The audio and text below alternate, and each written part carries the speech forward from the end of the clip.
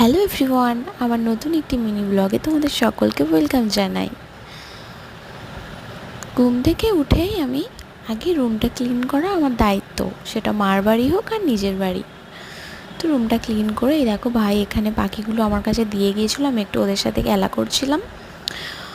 তারপরে গিয়ে brush trash করে দেখলাম মা এখানে পরোটা, আলু ভাজা আর চা খেতে আমি একটুকুই পছন্দ করি না, কিন্তু মা অনেক করে বলায় হাফ কাপ নিয়েছিলাম।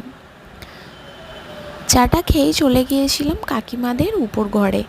কাকিমা সকালে উঠতেই আমাকে বলেছিল যে একবার ছাদে যাবি, অনেক ফুল শুকিয়ে গেছে কিন্তু তাও একবার দেখে আসবি।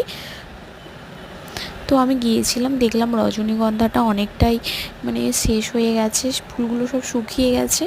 আর এদিকে দেখো কাকিমার অনেক রকমের ফুল গাছ রয়েছে। আমার তো এরকম ছাদ বাগান ভীষণ পছন্দের।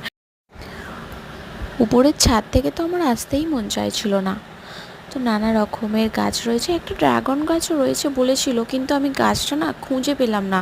আসলে আমি দেখিনি ড্রাগন গাছ কীরকম দেখতে হয়।